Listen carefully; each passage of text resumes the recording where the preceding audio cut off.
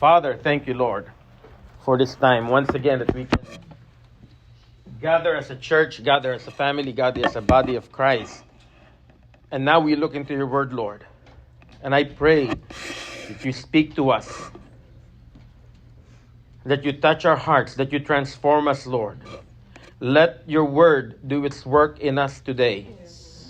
Let it divide bones and marrows. Let it sift through what is right and what is wrong, what is right and what is wrong in our lives. And may we remove the things that is not right before you, for you are a holy God. May I preach from your word today. May I preach from your heart with compassion and love. Give me the boldness, Lord, not to water down the truth. Because it is your truth, only your truth, that will set us free. We thank you, Lord, in Jesus' name. Amen. You may now be seated. And we are continuing our series in the 7 churches of Revelation. We now come to the church of Thyatira. I actually have 4 points this morning. I'm going to try not to go into rabbit holes in my preaching because I do have a message to finish. But just by way of introduction, this is the 4th church in the book of Revelation. And I told you since we began this series, and we started in Revelation chapter 1, because Revelation chapter 1 is the key to understanding the rest of the book of Revelation. In particular, I want to remind you that the book of Revelation is not just the unveiling of future things. The book of Revelation is the unveiling. If you look at Revelation 1, verse 1, it says here, this is the revelation of Jesus Christ.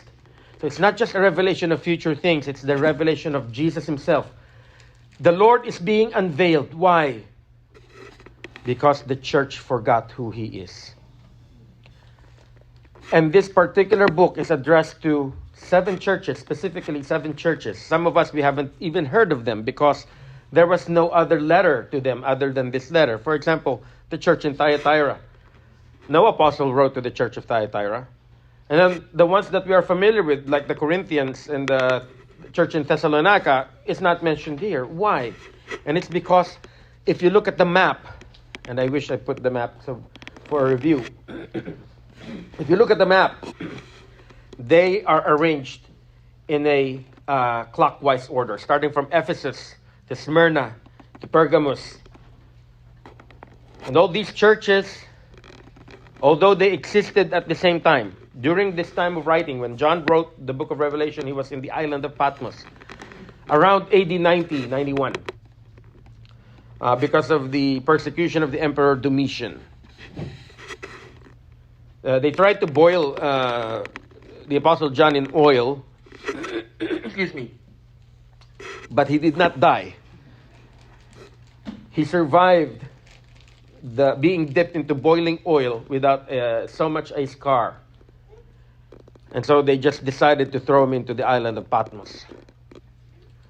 Island of Patmos, I actually had seen it when we went to a cruise in the Mediterranean. It's a little island. You won't even see it unless someone points it to you. And that's where they throw prisoners that they really don't know what to do, or the hardened criminals and whatnot. And they throw them to the island of Patmos.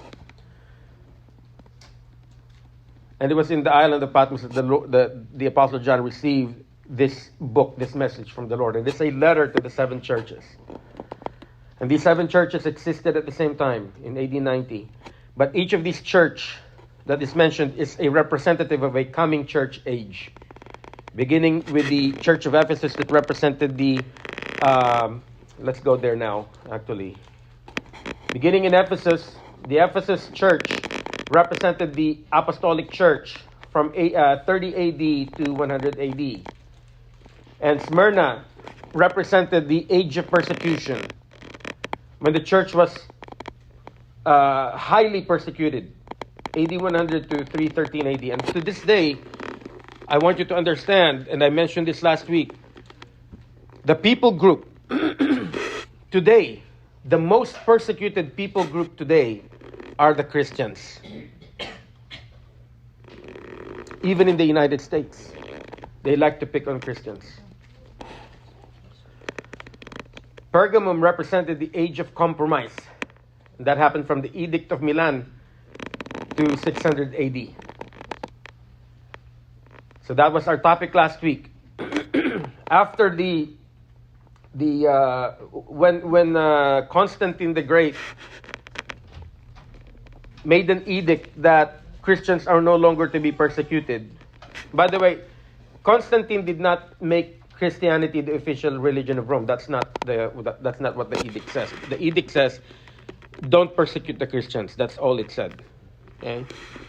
And you would think that the church would have thrived, but actually that was the start of the downhill of the church. Pergamum compromised their position, their stand. I'm telling you, persecution never killed the church. What killed the church is complacency. Complacency is what killed the church. And when persecution was lifted up and they were accepted, they became complacent. And in their complacency, they began to compromise. And compromise, a little bit of yeast, if not checked, will lead to full-blown corruption. So Thyatira is the corrupted church. And this church, Thyatira, represents the age of corruption from 600 AD to the late 1400s. Incidentally, 313 to the 1400s is known as the Dark Ages. And I want you to see the correlation. When the church loses its light, the rest of the culture lose its light. That's why this period, 313 AD to 1400s, is known as the Dark Ages. If you look around you, why is the United States in such a mess? It's because the church failed to live to what God has called her to be. Praise the Lord. We got President Trump back in office, and I'm not trying to be political here, but I feel strongly about this. I really do. I feel as if God is giving us an extension, and God is giving us a second chance, and it's time for us, church, to rise up and be the people who God has called us to be. And we need to shine the light in the dark world that we're living in right now. This is also the time, especially during the after the 313. I keep saying 1300. It's not 1300. In the 300s, late 300s, that was when the Roman Catholic Church was born, and all the corruption that it amalgamated, all the corruption had a peak that is represented by the Roman Catholic Church. This is where they teach you about buying indulgences and worshiping idols. And that in the backside of it, the Pope was politically controlling Europe. Okay, I'm not, this is you can verify this in history books.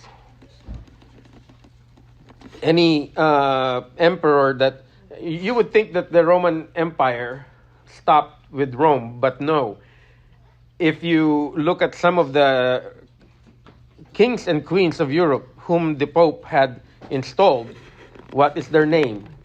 For example, Charlemagne, the official title, Holy Roman Emperor, right?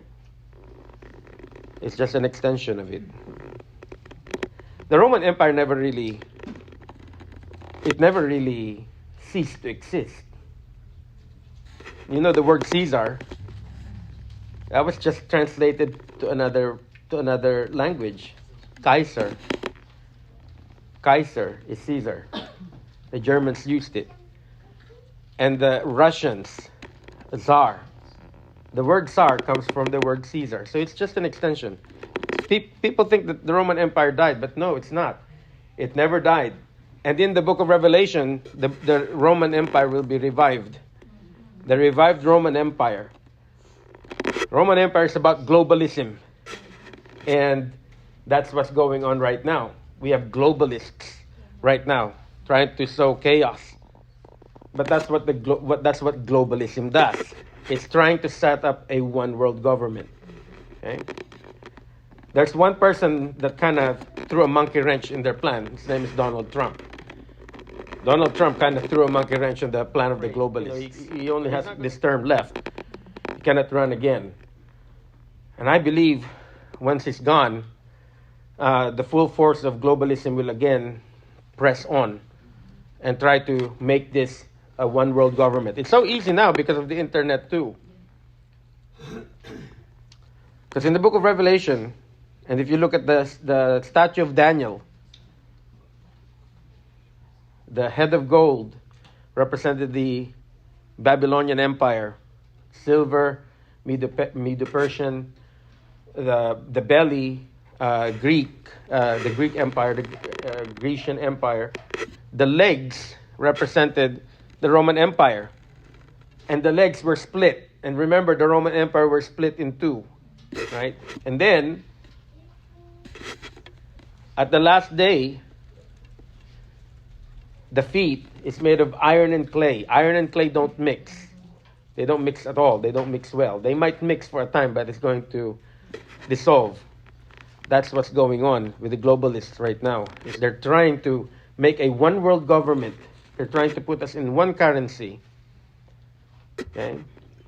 They want vaccine passports and whatnot. They want to control every single aspect. Because once it's done, the Antichrist can freely reign and demand full allegiance, because he gets to dictate who gets to buy, who gets to fall in line in Costco, and who doesn't.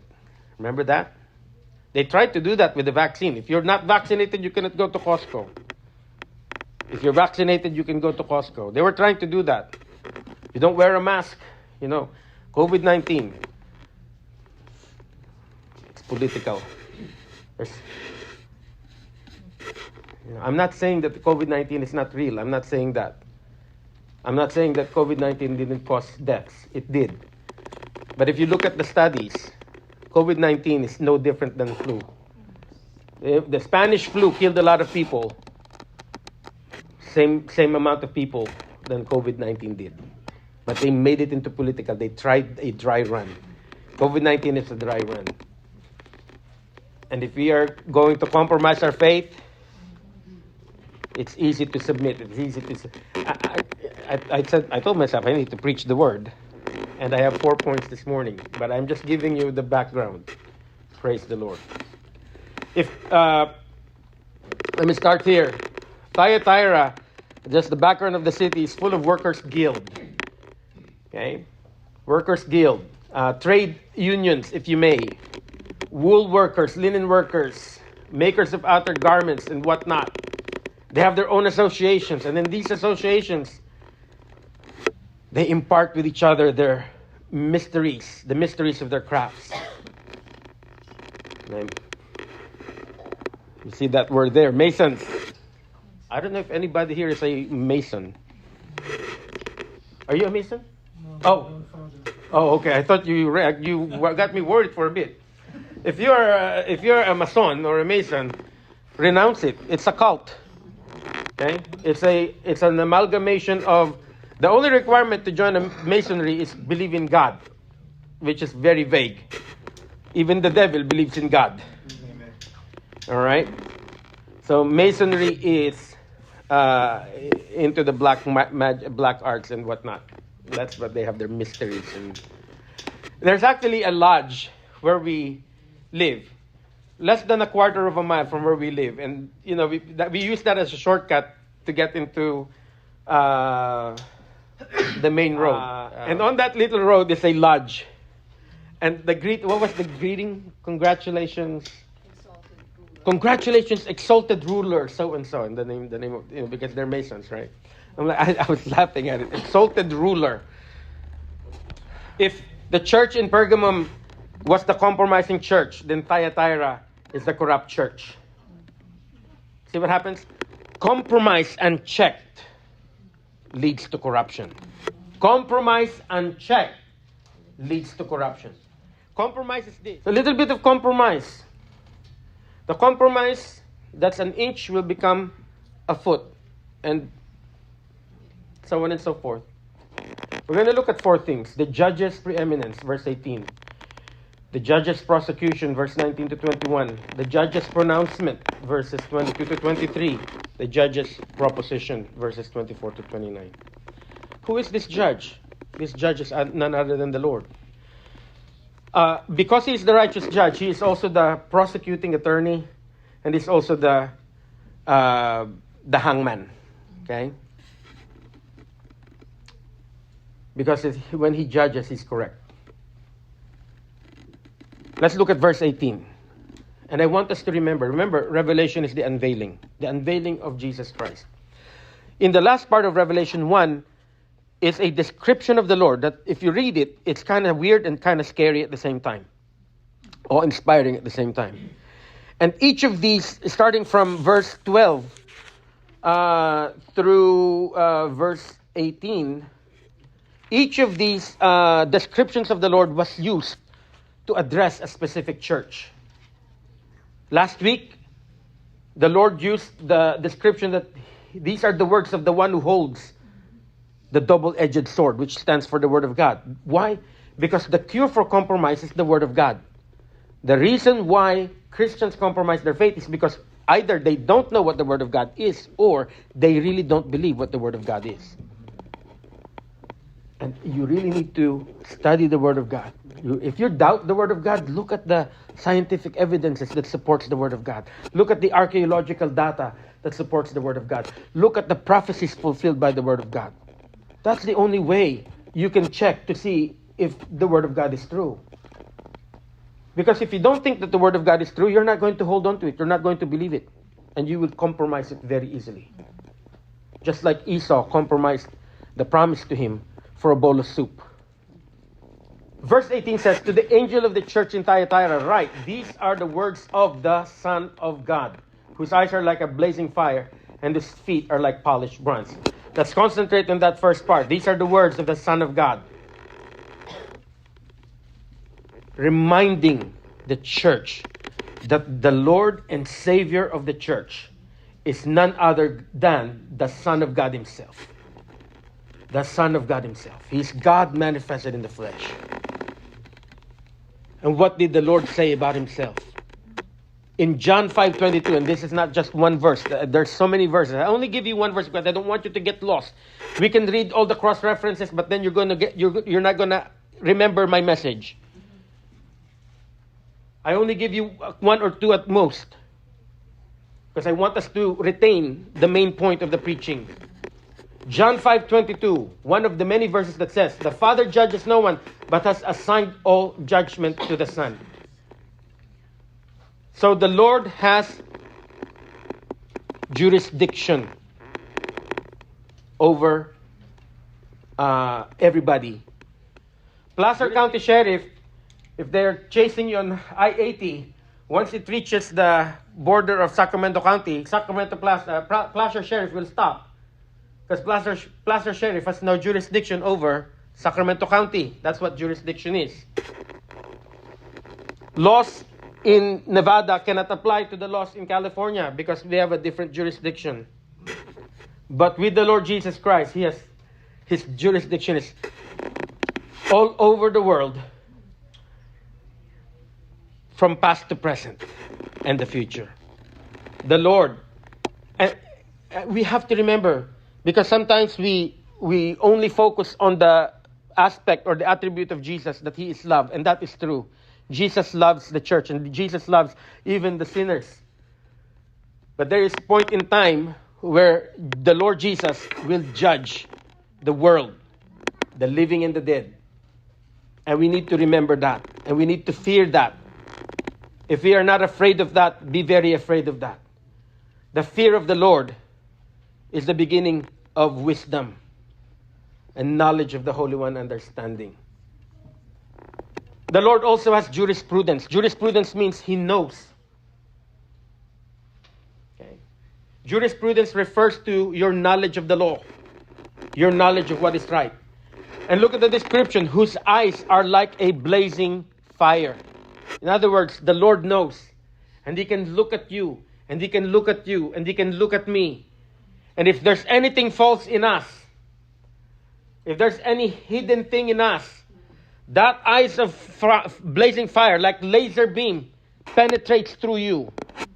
It will expose the sin that you're hiding. If you will not repent of your sins and confess it, the Lord will expose it. The Lord will expose it. Remember, judgment begins in the house of God. Revelation 15:3 says, and they sang the song of God's servant Moses and of the Lamb. Great and wonderful are your works, O Lord God Almighty. Just and true are your ways, O King of the nations. Just and true are your ways, O King of the nations. The Lord is the righteous judge. When He judges perfectly. Hallelujah. And part of the theme of the judge's preeminence is that not only does the Lord have jurisdiction and jurisprudence over the entire world, but He is also the one who is going to judge the entire world. Look at that third description of the Lord, whose feet are like polished bronze. I told you when we were in chapter 1 of Revelation, bronze refers to judgment. And feet refers to the execution of the judgment. In the tabernacle of Moses, as well as the temple of Solomon, all the furnishings there are gold. All of it is gold except for one altar. What is that altar? That's the brazen altar where they sacrifice sin. It cannot be gold because that altar deals with sin. And sin has to be judged. And bronze is the symbolism for judgment. So when you see this description of the Lord, this is not a description of a lamb. This is a description of a lion ready to execute the judgment to those who will not repent. John 5:27, He has given Him authority to execute judgment because He is the Son of Man. The Son of Man, by the way, is a title that you can find in Daniel. Some people think, Son of Man refers to Jesus' humanity. Not necessarily. Of course, Jesus is 100% human. He's also 100% God. He's not 50-50. He's 100% human, 100% God.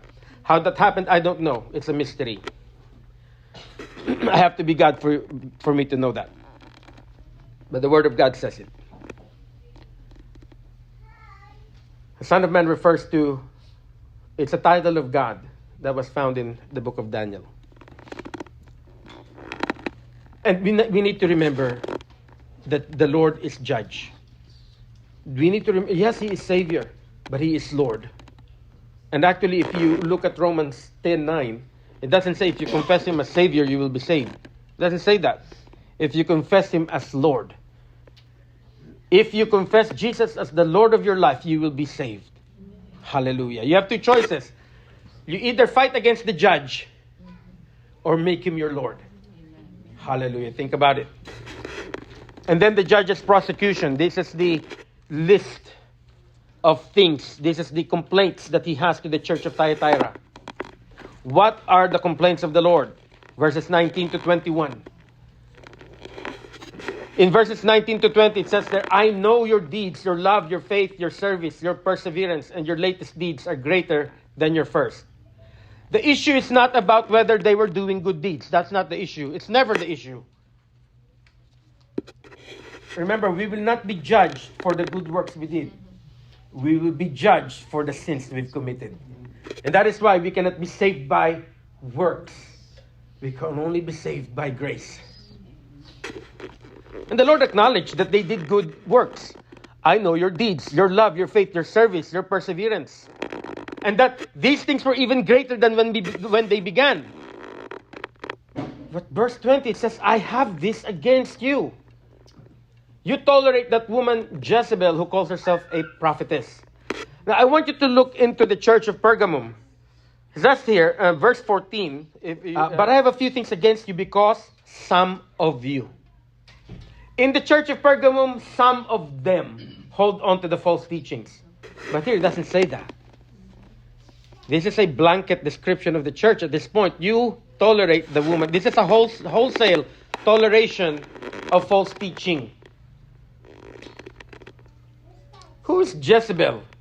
Jezebel, the only Jezebel in the Bible, is the wife of King Ahab. King Ahab happens to be the most wicked king of the northern kingdom of Israel. Ahab, if we can use the Filipino term, is under desire. She's scared. He's scared of his wife. It was really Jezebel who wielded the power. Whatever Jezebel says, Ahab will do. Either he is madly in love with Jezebel, or he's scared of Jezebel, or both at the same time. Wives, if you're not submitting to your husbands, that is the spirit of Jezebel, by the way. Okay? Let's just be clear. We still believe in the Bible. The husband is the head of the family. Don't compare income. Okay? Sometimes the Filipino culture is like that. They compare income. Oh, mas malaking sweldo ng misis ko. Yes, ma'am. No. You submit to the husband. Hallelujah. The spirit of Jezebel was one of insubordination. It's not just rebellion towards the order that God gave, that the husband is the head of the family, but she's also insubordinate in that she wanted the worship. Jezebel came from Tyre, from Sidon.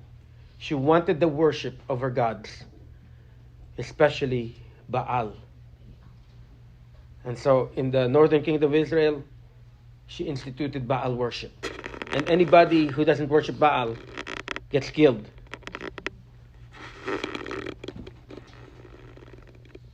He allowed his wife, Ahab allowed his wife to rule and reign even on the spiritual things of the nation. This Jezebel, the spirit of Jezebel really is a spirit of idolatry and witchcraft. And witchcraft and idolatry are the same. Okay?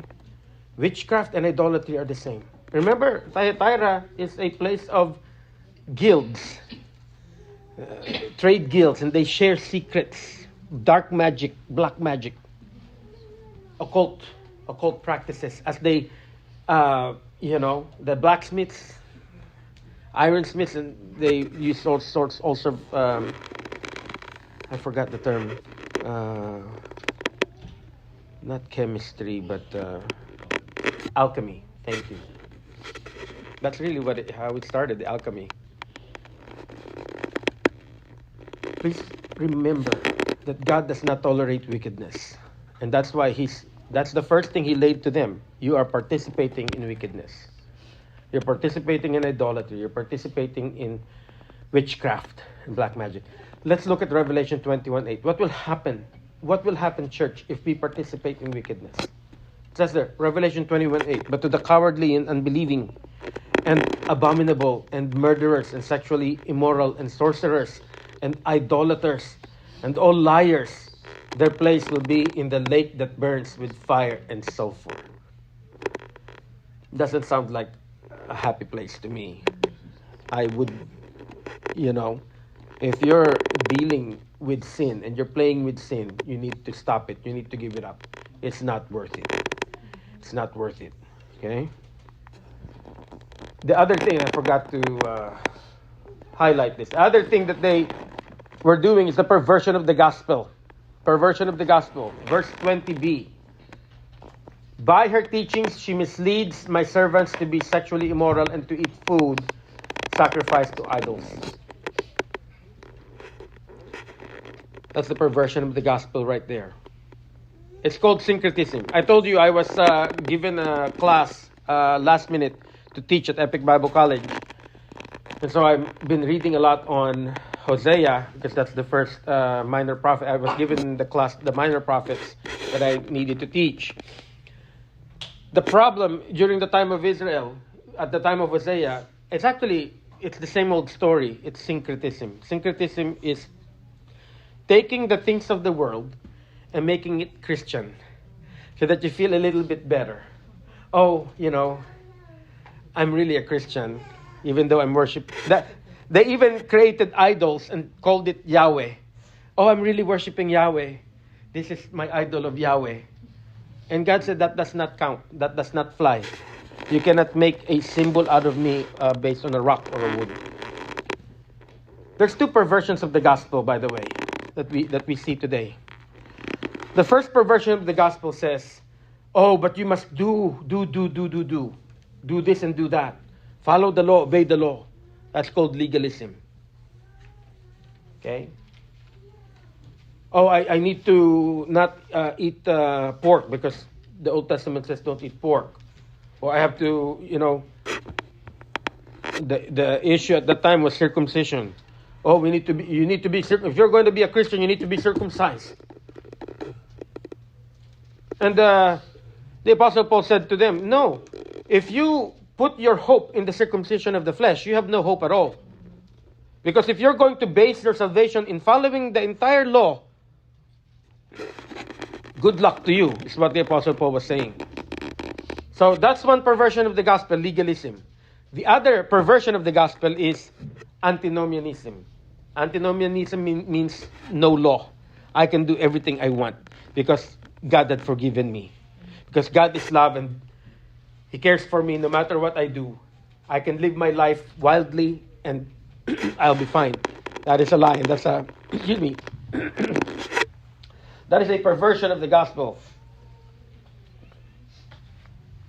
The Apostle Paul reminded the Galatians in Galatians 1:6-9. And I'm not going to read the whole thing, but it says there at the end. Verse 9, as we have said before, so now I say again, if anyone is preaching to you a gospel contrary to the one you received, let him be under a curse. When you pervert the gospel, you will be cursed. And when you choose to pervert the word of God as an excuse to live a licentious lifestyle, as an excuse to sin, you are putting yourself in harm's way. There is a curse on you. I didn't write it. The word of God wrote it. Hallelujah. This is serious stuff. I've never seen the Lord this angry at a church. In Ephesus, He was hurt that they don't love Him anymore like they used to. Smyrna, He has no condemnation for Smyrna because they're persecuted and they're walking faithfully. In Pergamum, He's a little ticked off. But we see Thyatira. He's upset. The Lord is upset. He means business. And I'm telling you folks, God means business with us. We cannot play with the world. We cannot play with fire and call ourselves Christians. Hallelujah. This is hard stuff, I know. And I apologize. But I have to preach the word of God because this is the word. I will be accountable to the Lord if I don't preach it completely. Not only were they participating in wickedness by their toleration of Jezebel, their perversion of the gospel, by allowing them to eat food sacrificed to idols and committing sexual immorality. What is that sexual immorality? Because during those times in the pagan temples, there is what you call temple prostitutes. And in their worship of the false gods, they literally become united with a temple prostitute. They become sexually united with a temple prostitute. And Apostle Paul wrote that, and we studied that in 1 Corinthians. So what business does the body of Christ have to do with a prostitute? What business does the body of Christ have to do with the world? And that is what the question of the day. It was the question of the day in Corinthians. It is still the question of the day today. The church has forgotten the church has forgotten. And I believe and I feel that we still forget today. And they persist in the rebellion. Verse 21, even though I have given her time to repent of her immorality, she is unwilling. That is open rebellion. And my friends, this is a scary place to be. If you are in open rebellion of the Word of God, you're open rebellion in the Lord, and you call yourself Christian, you can delude yourself into thinking you're a Christian by attending church. You can attend church morning, noon, and night. Monday, Tuesday, Wednesday, Thursday, Friday, Saturday, Sunday. But if you have not fully given your life to the Lord Jesus Christ, surrendering your life to Him, that's all you are.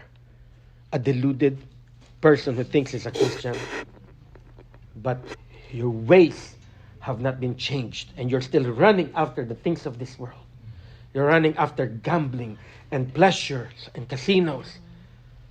You're thinking of all the things that you can do to feed your flesh instead of feeding your spirits with the Word of God. When you love your work more than you love the Lord, and when you despise the body of Christ, I'm going to say this because I need to say it. It's bothering me. It's bothering me. And I say this with open review. I know there are some people here I haven't seen anymore. And they just come and go as if the church is some sort of a club or a picnic. No! The church is the body of Christ. If you have any anger towards someone at the church, you don't just pack up and leave without telling the pastor goodbye. You can do that, but you know what? You are guilty of trampling on the body of Christ. I am sorry, I have to shut it out. And I have to wake you up. If there comes a time that for whatever reason, you feel like you need to get out of this church and find another church, praise the Lord, God be with you. My only prayer is that find a church that preaches the Word of God. But don't you dare just leave the body of Christ hanging and not letting us know whether you still want to be a part of this church or not. The church is not a club, it is the body of Christ.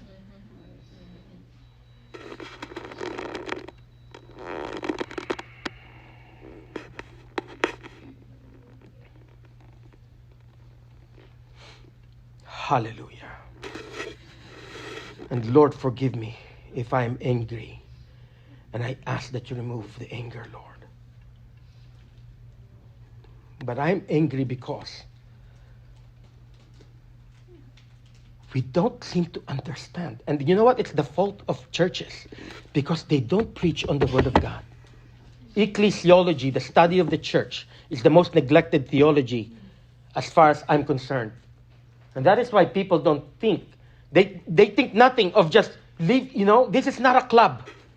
This is the body of Christ. You don't just come and then when you don't like what the pastor said, you leave and you don't show up for 5 months and then you come back as if nothing happened. I need to hold you accountable. I need to hold you accountable. And if the Lord tells me, you know what, you need to step down from being a pastor, I'll step down from being a pastor.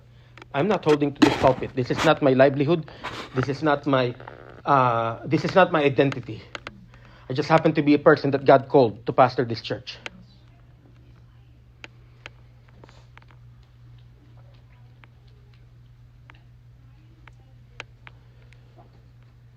We need to remember to treat the church with respect because the church is the body of Christ.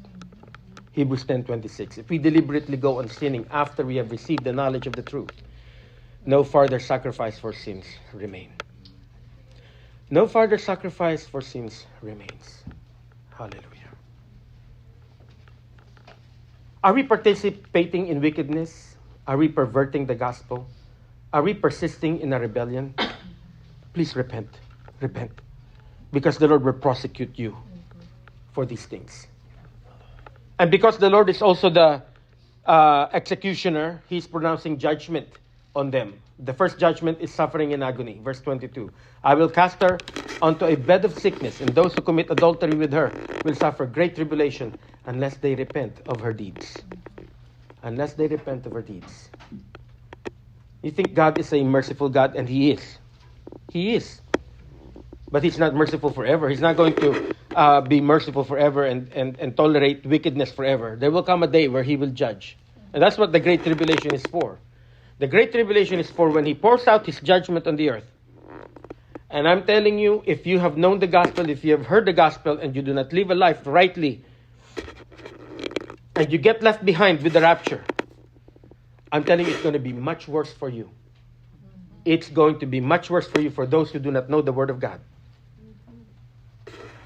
And if right now you do not yield your heart to the Lord, when the tribulation comes, you're going to be lost.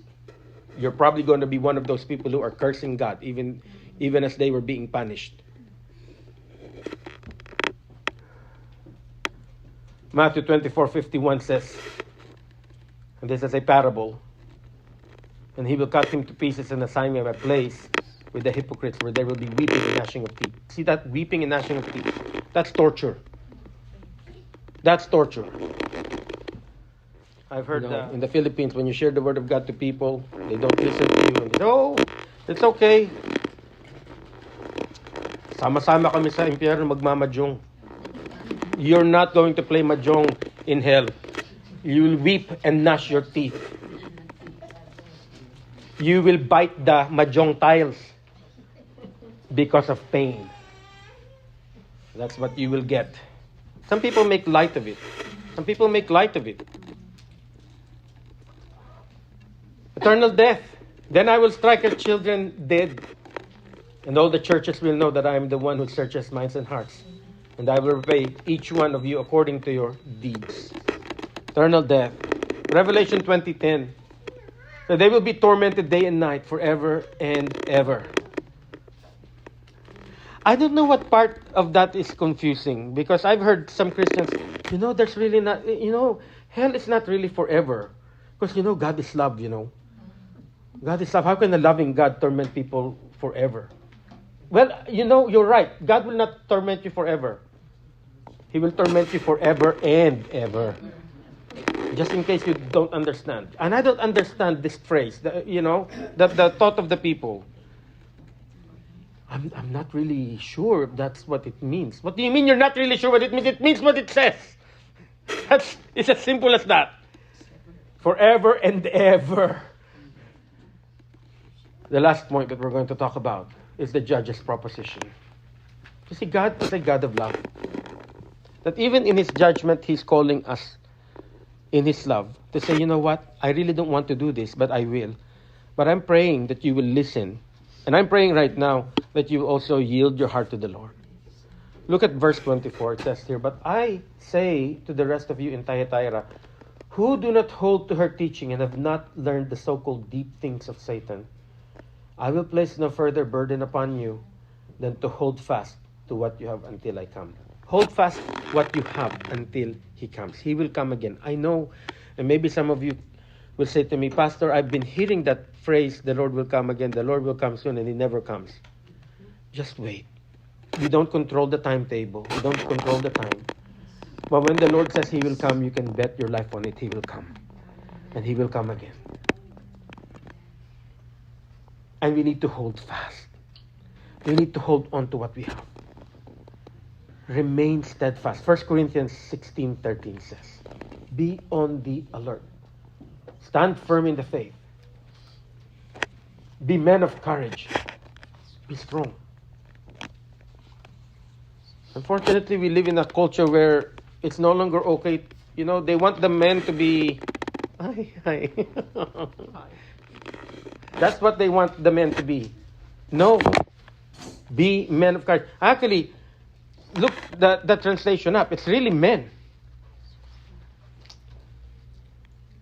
The culture, the DEI culture, that they're pushing on us.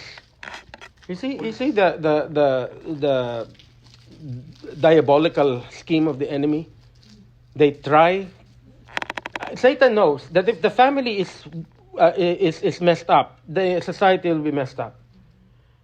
So be on the alert. Stand firm in the faith. And if you're going to stand firm in the faith, stand like men. That's what it means. Be men. Literally. And I disagree with some versions that make this be people of courage. No, it's be men of courage. Be men of courage. We need to be men again. If you're a woman, don't be a man. But the men, we need to be men again. It's okay to be strong. Hallelujah. And we need to be strong in our faith. And we cannot let the pressure of the world dictate to us how we're going to live our lives.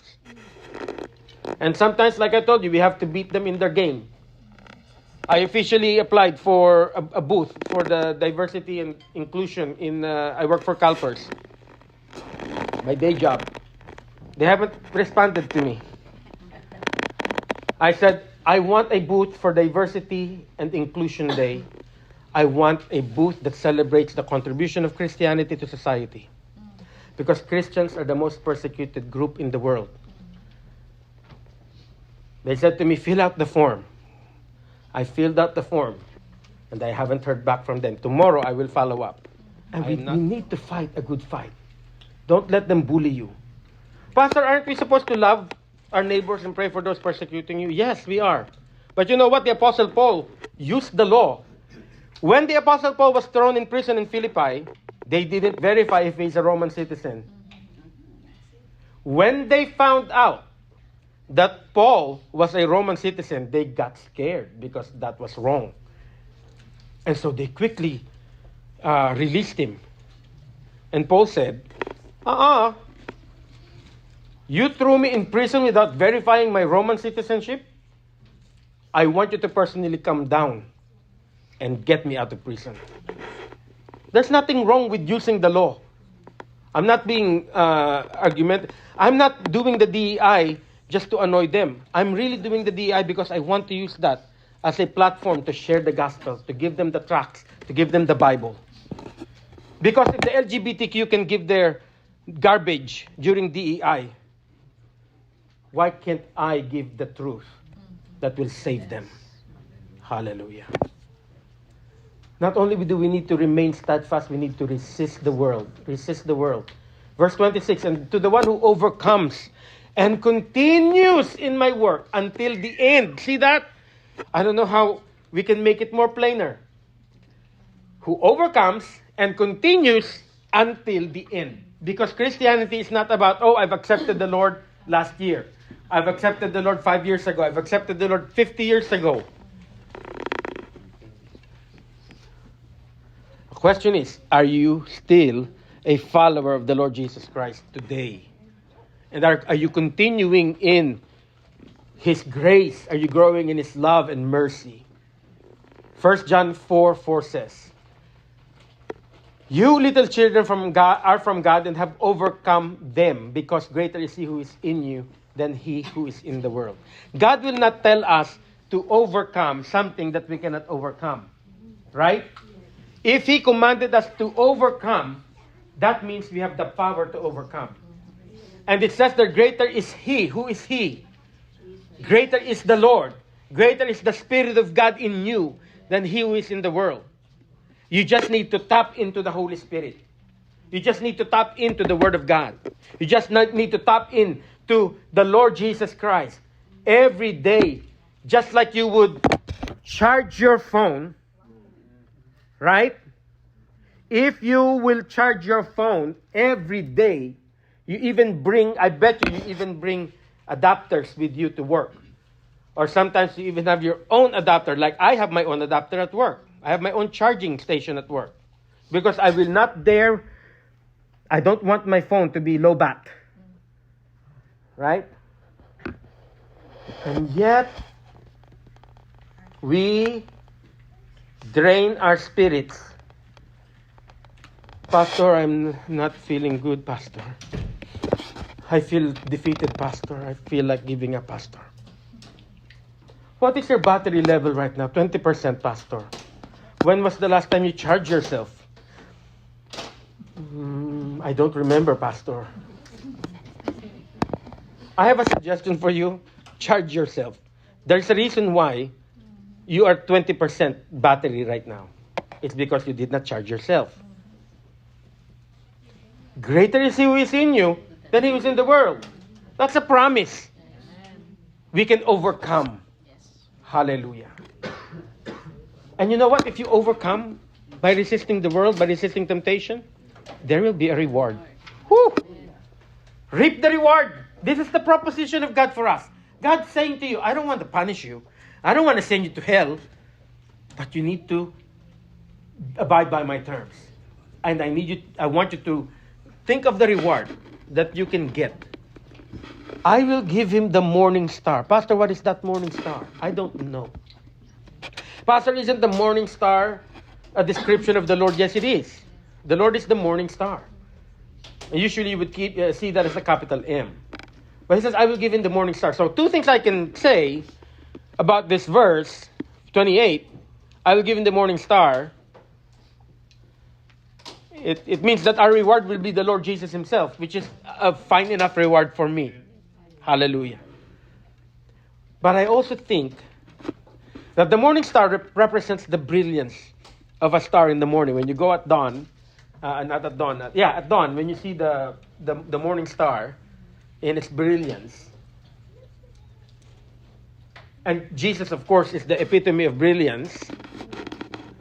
But he's going to give us that brilliance too if we persist in following the Lord, if we persist in our faith, if we persevere in our faith. Remember, the Lord says, I am the light of the world. But then he says to us, to his disciples, you are the light of the world. So the Lord is the light of the world, and we are also the light of the world. The Lord is the morning star, and we are also the morning star. And why not? Because we reflect, after all, our God. So make sure you polish yourself. That way, when you reflect the Lord, you reflect the Lord fully. Praise the Lord. 1 John 5:4. Everyone born of God overcomes the world. And this is the victory that has overcome the world, our faith. Whew. You want the victory? You want the reward? Stick to your faith. But it says there, I was pondering about this verse. Everyone born of God overcomes the world. And I think those Christians who turn away from the Lord, I'm not going to say they're not real Christians, but I'm going to say that these are Christians who did not grow their roots. Remember the parable of the soil? They believed, but believed for a little while. And when the troubles of the world came, their root began to shrink. And it didn't go deep. Hallelujah. Hallelujah.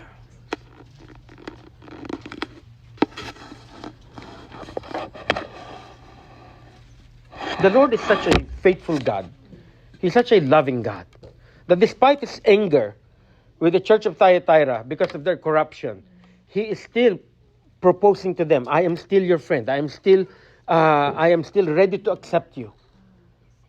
Just like Hosea. Remember?